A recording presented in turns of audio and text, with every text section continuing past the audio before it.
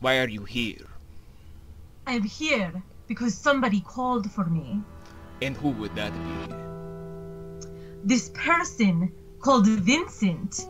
I don't know why, but somehow I am here. But that is impossible because I am Vincent. Plot twist.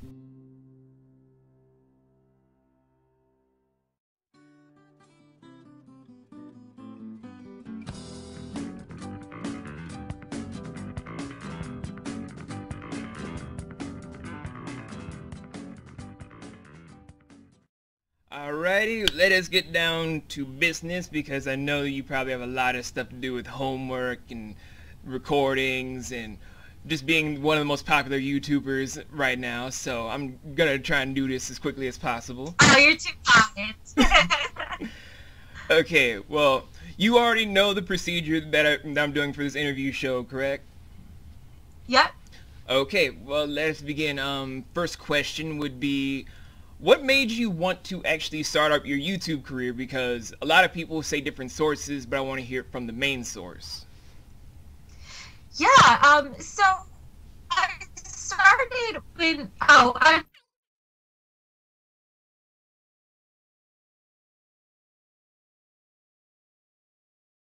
try to ignore hearing myself. Okay, yeah, so I started on YouTube kind of on a whim, really. I used to watch Andrew Oscar Delta a lot. He's also a YouTuber. He did a big series on the forest when it first came out, and at the time, I didn't have a PC because I was a Mac person, so all I had was my work computer to be able to play games, and I couldn't play the game very well, so I would watch him play the forest, and I loved his personality. I felt like it was similar to mine. So I was just like, well, I could do this too. I think I want to give it a shot, and that's basically what got me started. That's really cool. That's really cool. Okay. Second question. What is your whole take on how certain people like to view how you got popular? Because I've seen all of the controversial stuff that people say. I don't really agree with that because you've seen how I've said my own opinion about how you got your popularity, and you know that I respect you. So how do you actually feel when you see certain content like that? People are always going to have their opinions. For me, I know I worked really, really hard to get popular. And by popular, I just mean to grow my channel. When I first started my channel, I was literally working 16 hours a day, every day. I hardly slept. If I woke up for a second, I was right back at it. So I basically worked my butt off, and that's really all there is to it. So if people like to talk about it, sometimes people like little conspiracy theories. I just think it's funny. But that's really all I have to say about it. Well, it is a very entertaining theory that I keep hearing.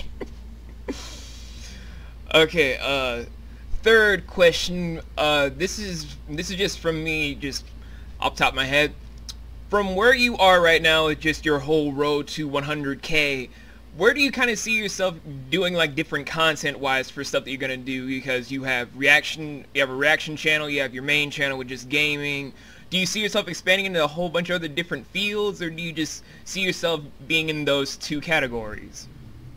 Well, really, I just see myself focusing on my gaming and now my news channel. So it started out as a reaction channel, only stayed a reaction channel for about 3 weeks, and then I completely pivoted and ended up doing something totally different with it. So right now, that's almost become my main channel, as I've really been focusing on it. And it's been back to that same cycle of barely sleeping and working really hard. But I still plan to keep up with my gaming channel a lot. It's been interesting that people who search for games on my gaming channel, I've noticed, tend to look for my Let's Plays more than my kind of short, funny, edited videos. So I think I actually might move towards doing more Let's Plays, but I'm going to be experimenting a lot there. And then on my second channel, I'm just going to keep covering news topics, whether they're YouTube related or on a totally different topic. Just whatever I find interesting, any news that's worth a second look, I will keep doing there too. And for now, that's all I have planned. It's already been tough just keeping up with those two. It is a big struggle to kind of juggle different channels.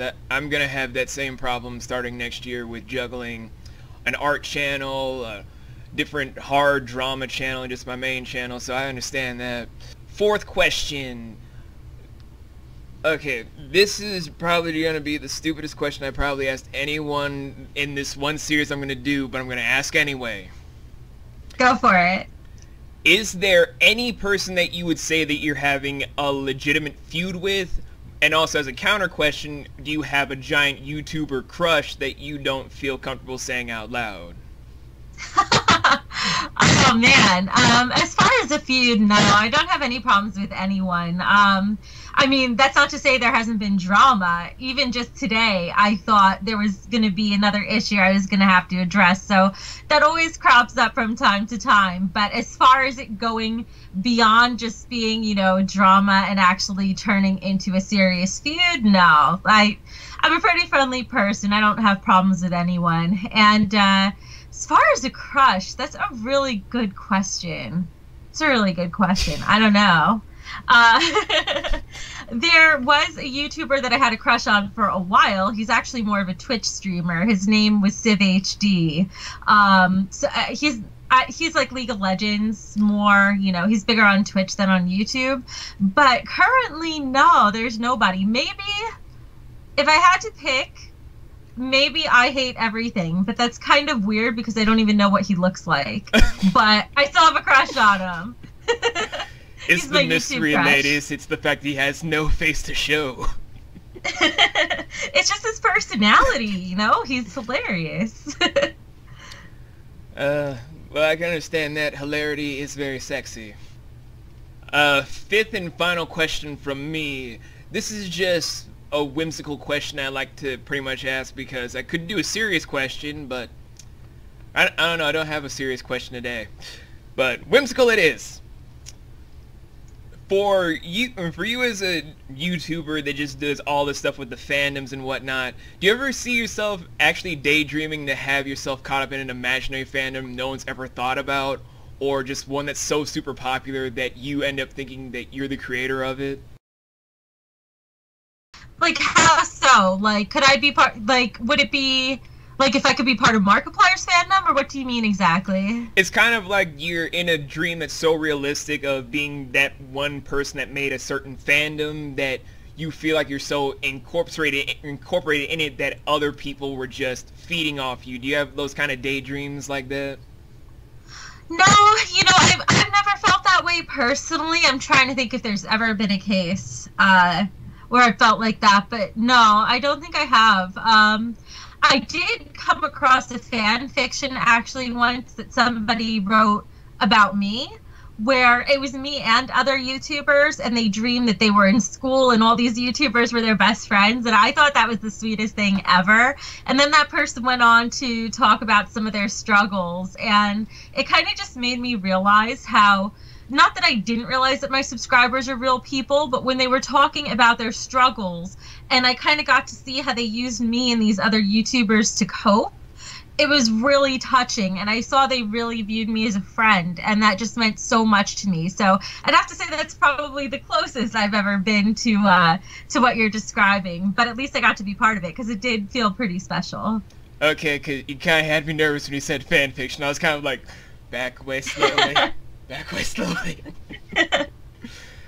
I've seen some horrifying fan fiction. I've even had an editor write some very, very disturbing fan fiction before he got fired. I've never really read fan fiction. That one just popped up because I was doing, you know, a Google search in my name, and I saw it, and I was like, oh, that's really cool. Wait, is it the same Google search where you found out that you were on a porn site, or is that a different one? No, it was actually a while ago. It was a while ago. Yeah, that search was just... that was interesting. I haven't done porn. Alrighty, well, I've asked my 5 questions, and now it's time to do the switch! And it's now time for you to take the mic for questions. You are now have the floor to ask whatever you want. I am an open book. Hey, Mambo Italiano. Awesome. So what made you decide to get started with YouTube?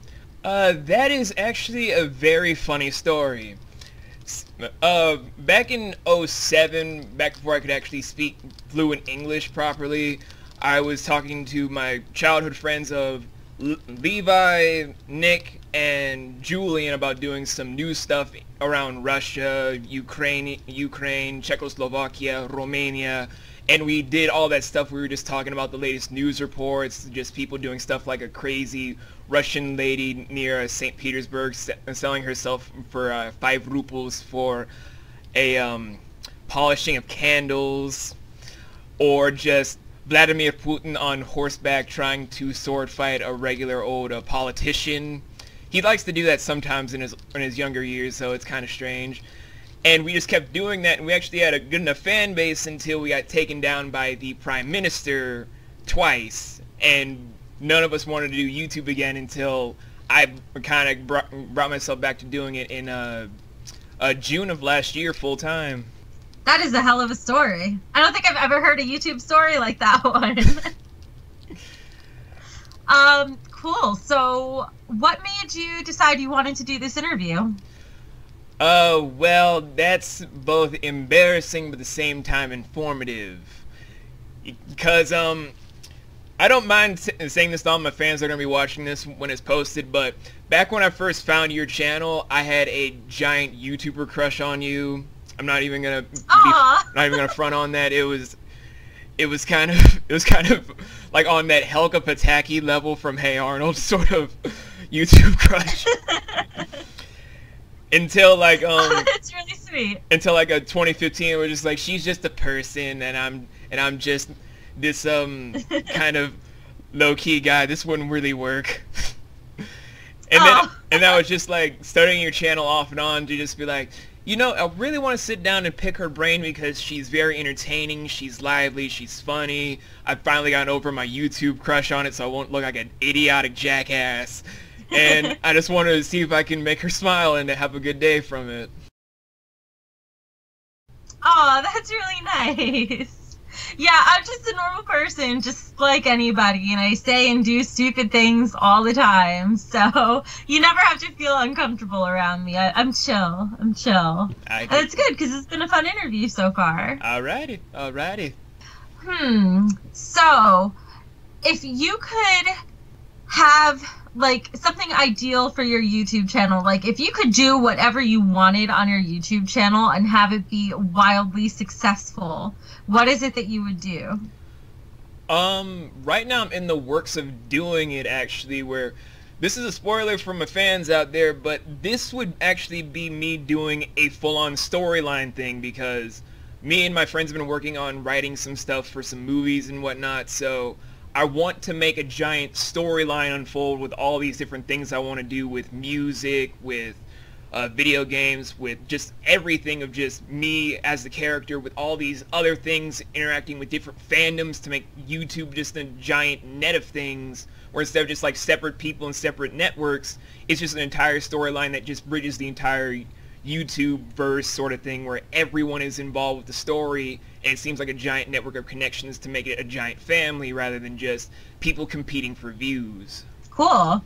Yeah, that sounds nice. It does feel a lot of the time like people are just competing for views and not actually doing what they're passionate about, so that's why I wanted to ask. I was curious.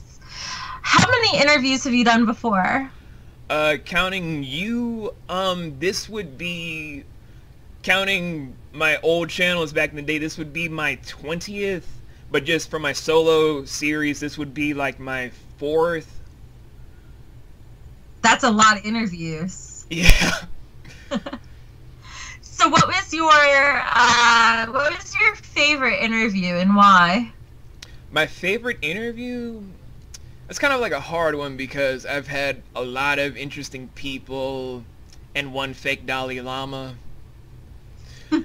So honestly, the one that I'm actually finding my most favorite is my first one from a solo series, which is from my interview with Cray, where she was just so adorable, so kind, so sweet, and she was just like a really chill person to just start up a solo series to do, where I was just like, I go from just this bumbling guy just still trying to learn English several years later to actually being professional. So it was a real eye-opening thing to just make me smile and make me feel like I could do anything. I didn't know you interviewed Cray. Yeah, that was a fun summer. That's awesome. I'm gonna have to check that one out. You gotta send me the link. I will definitely send you the link. Awesome. I think that was my 5 questions, right? I think I went through all 5. Yep, but now we're at like the tail section. You now have the floor to ask any other questions that you have laying on the floor, as do I. So, Hey, Mambo Italiano. do you have any questions that you have remaining in your beautiful little head right there? If you could meet any YouTuber, like a Markiplier or PewDiePie or just like anybody, who would you choose? Oh, that's easy. Timothy De La Ghetto.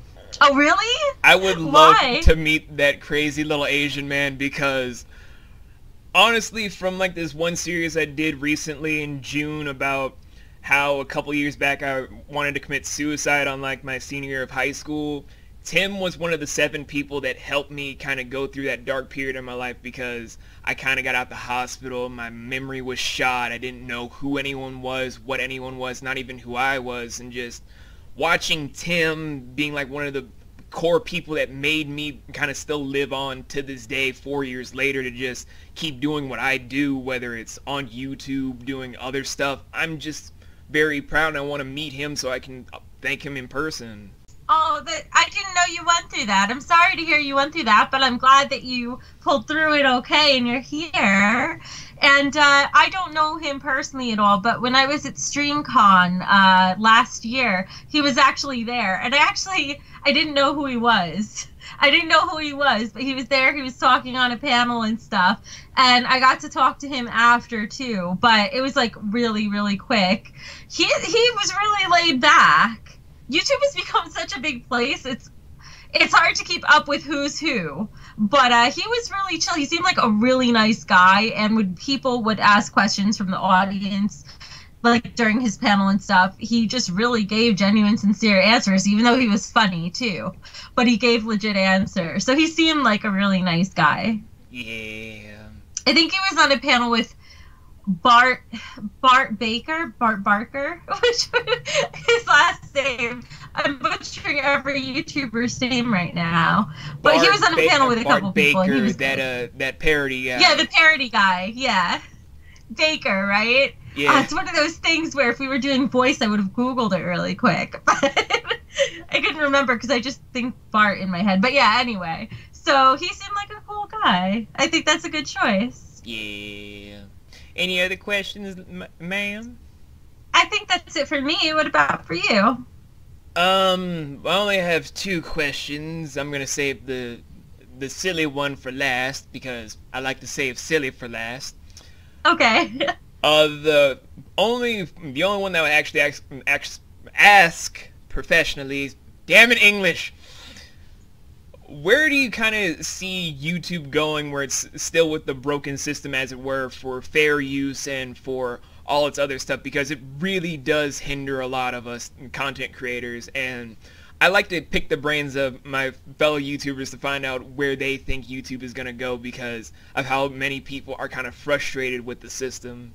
I think that's a really good question. I've been keeping up with what's been going on in the news, and I saw that, after Grade A Under A's campaign he did with tweeting the CEO of YouTube, they actually are putting together a human workforce, so not just machines, to review these systems and see what's going on. So it's too early to say what's going to happen with that yet, but it's promising. That said, I think that YouTube is probably going to linger on for a few more years. I don't think it's going to be forever. I think that it's very hard for there to be a really viable competitor to YouTube because YouTube is the world's second largest search engine, and every other platform out there, even if they're hosting videos, they just don't have the same search functions at YouTube. They don't get the same preferential treatment within Google search results. So YouTube is going to be big for a while, and YouTube runs at a loss right now. So they don't even make money on YouTube. So for anyone else to try to jump in and compete is very difficult. So I think it'll be around for a while, but I do think that when the next major platform comes out, people will jump. So it's just a matter of when somebody finds a viable way to do that. And I personally still think YouTube is great. You know, I spend a lot of time talking about the things that are wrong with it just because I like to analyze systems and see how they can abuse and how they can be abused and how to fix that. But overall, I still think YouTube is great, and it gives so many people opportunities. So I just encourage people to take advantage of it while it's here and enjoy the ride while it lasts. A very good answer, because last time I asked this question, me and my other guests were just like, we have no fucking clue. It just seems very broken right now. Yeah.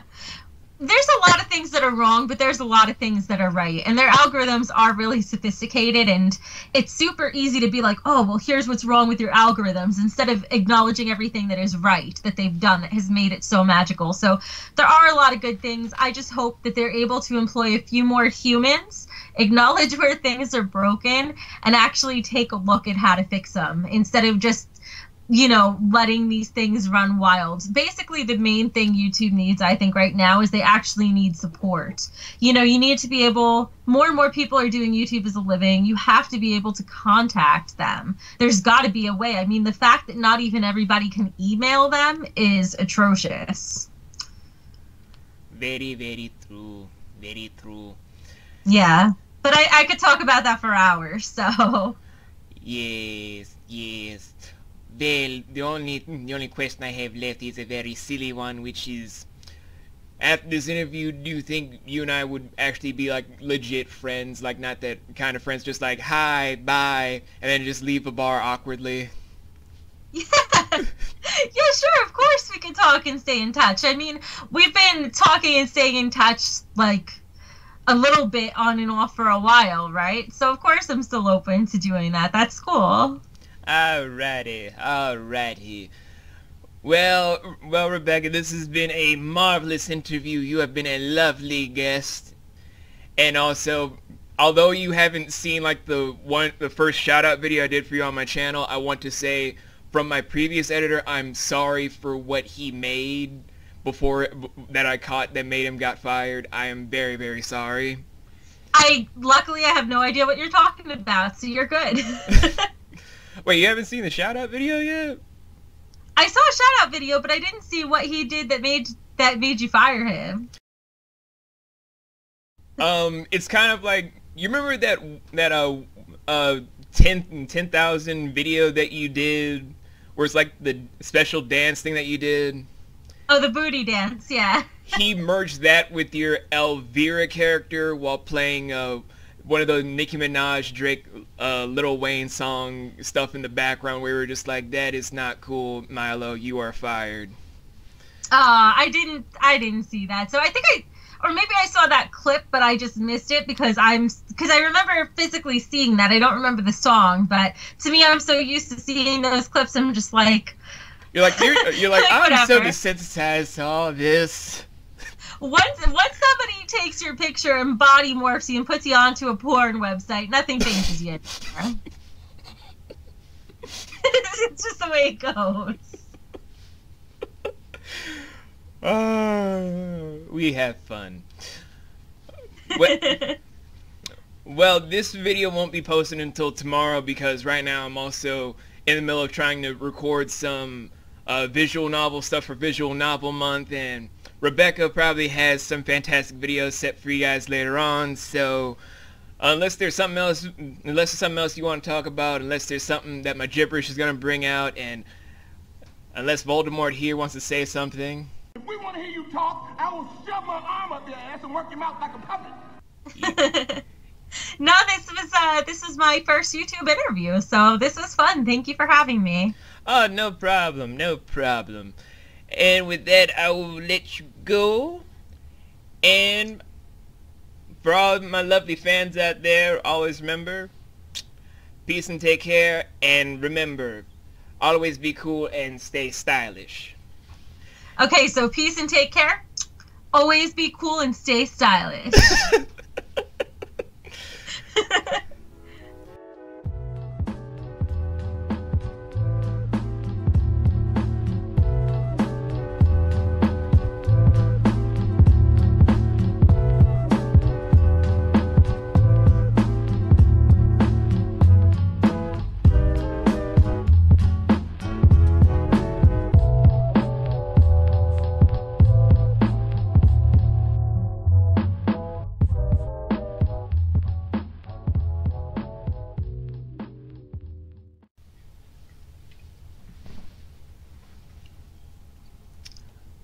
Why are you here?